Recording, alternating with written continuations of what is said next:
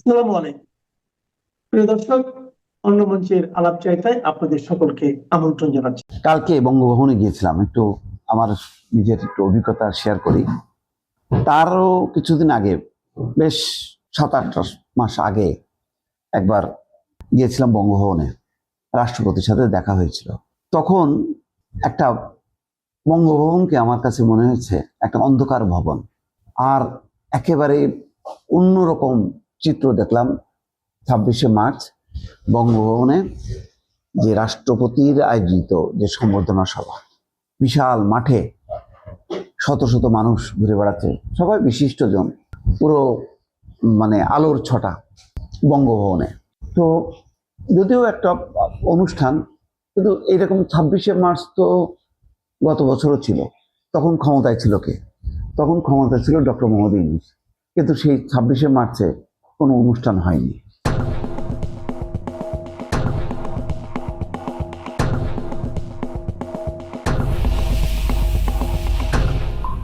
আমি আগেও বলেছি যে শুধুমাত্র একটা জীবন্ত লাশ ছিলেন রাষ্ট্রপতি মোহাম্মদ শাহাবুদ্দিন। এখানে দেখেন একটা অন্যায় কাজ, গণঅভ্যুত্থান হয়েছে। গণঅভ্যুত্থানটাকে সত্যি যদি একটা বিপ্লবী অভ্যুত্থান হয়ে থাকে, তাহলে তখনই উচিত ছিল রাষ্ট্রপতি সহ সবাইকে বাদ দিয়ে একেবারে বিপ্লবী সরকার ক্ষমতায় নেওয়া। কিন্তু তখন বলা হলো যে না, সংবিধান আছে, কারণ রাষ্ট্রপতি পালিয়ে যাননি। রাষ্ট্রপতি তার পদে থাকা মানে সংবিধান আছে।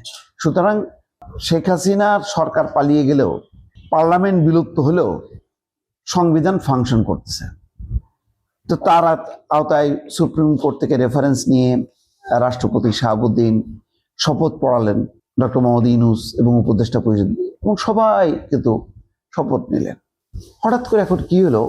এখন তাদের মনে হচ্ছে যে না, এই রাষ্ট্রপতিকে রাখা যাবে না, এই রাষ্ট্রপতি শেখ হাসিনার দোসর। এই কথা বলে এনসিপি তো দেখলাম যে বলছে যে রাষ্ট্রপতির সম্বর্ধনা অনুষ্ঠান তারা বর্জন করলো। এখন এনসিপি কি করলো না করলো কিছু আসে যায় না। জামাত ইসলাম আনুষ্ঠানিকভাবে কিছু বলেনি, কিন্তু আমি কালকে জামাতের কোনো নেতাকে দেখলাম না। বিএনপি তারেক রহমান প্রধানমন্ত্রী এসছেন বঙ্গভবনে, তিনি সম্বর্ধনা সবাই যাননি, কিন্তু বঙ্গভবনে প্রধানমন্ত্রী হিসেবে তিনি রাষ্ট্রপতির সাথে সাক্ষাৎ করেছেন, শুভেচ্ছা বিনিময় করেছেন। কালকেই দেখেন একদিনে প্রধানমন্ত্রী তারেক রহমান 3বার রাষ্ট্রপতি শাহাবুদ্দিনের মুখোমুখি হলেন। একটা হলো জাতীয় স্মৃতিসৌধে ভোরবেলায়, পরে কুচকাওয়াজে, সেটাও কিন্তু প্রধান হচ্ছে রাষ্ট্রপতি, তারপর হচ্ছে বঙ্গভবন। একদিনে 3বার দেখা করে প্রধানমন্ত্রী তারেক রহমান প্রমাণ করলেন সাংবিধানিকভাবে মোহাম্মদ শাহাবুদ্দিন রাষ্ট্রপতি, এবং তাকে তিনি মান্য করছেন। কিন্তু তারেক রহমান কি মনে করেন যে শাহাবুদ্দিন বিএনপির লোক? নিশ্চয়ই না। তিনি মনে করেন তিনি হচ্ছেন সাংবিধানিক একজন রাষ্ট্রপতি, তিনি যে দলেরই হোক না কেন। ওই পদে যদি বিএনপির কেউ রাষ্ট্রপতি থাকতেন, আজকে কিন্তু তার সঙ্গে ওই 3বার দেখা হতো। আজকে শেখ হাসিনার রাষ্ট্রপতি বলে তিনি দেখাই করবেন না, তাকে অপসারণ করবেন, এই মনোবৃত্তি কিন্তু নেই। আর দেখেন, যে ব্যক্তিটা তাকে এত অবহেলা করলো, তুচ্ছ জ্ঞান করলো, তার কাছে শপথ নিয়েও এক ধরনের শপথ ভঙ্গ করলেন যে তিনি কোনো রকম রাষ্ট্রীয় আচার মানেননি। ডক্টর মোহাম্মদ ইউনূস, তার সঙ্গে সাক্ষাৎ করা, বঙ্গভবনে যাওয়া, টাইম টু টাইম তাকে আমন্ত্রণ জানানো অথবা তার কাছে আমন্ত্রিত হয়ে যাওয়া, কোনো কাজটাই তিনি করলেন না।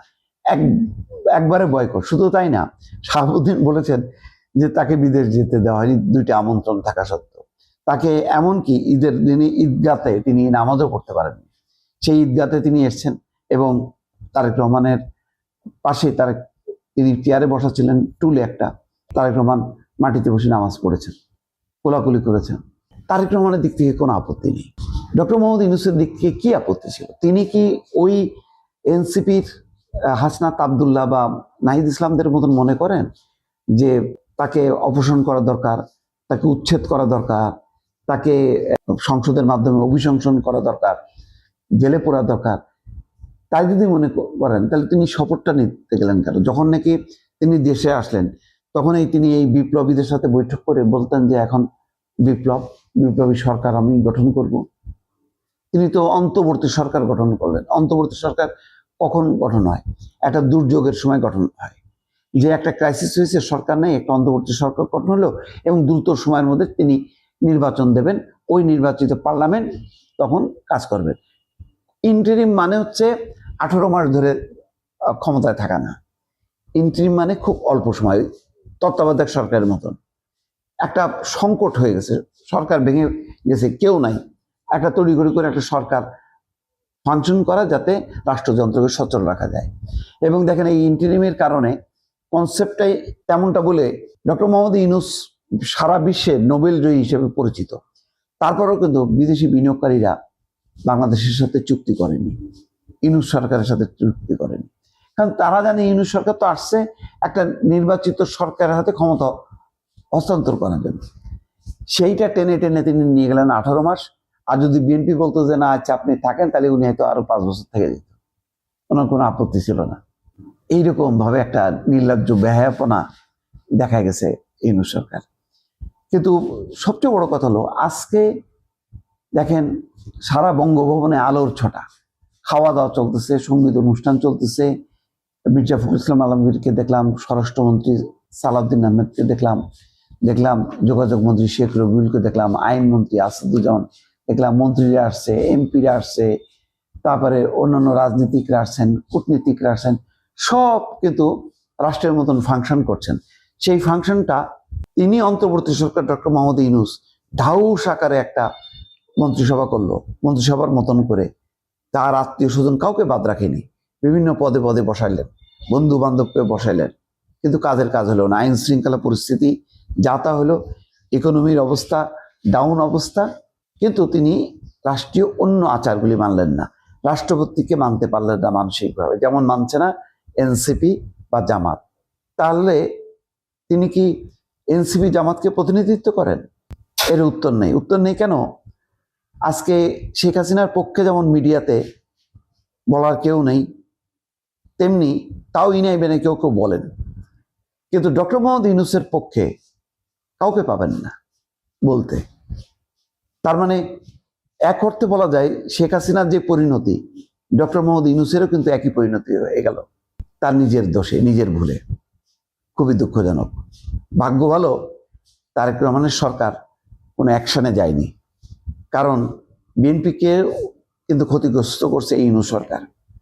যদি দ্রুত বেগে নির্বাচনটা দিত, ক্ষমতা এসে 6 মাসের মধ্যেও যদি দিত, তাহলে কিন্তু এই যে বিএনপি দলের ব্যানারে যে ধরনের আইন শৃঙ্খলা পরিস্থিতির অবনতি হয়েছে, চাঁদাবাজি হয়েছে, দুর্নীতি হয়েছে, দখলবাজি হয়েছে, এটা কিন্তু তারেক রহমান শক্ত হাতে নিয়ন্ত্রণ করতে পারত। এখন যেভাবে পারছে, দেখেন এখন ছাড় দিচ্ছে না, যেখানেই ঘটনা সেখানে কিন্তু অ্যাকশনে যাচ্ছে।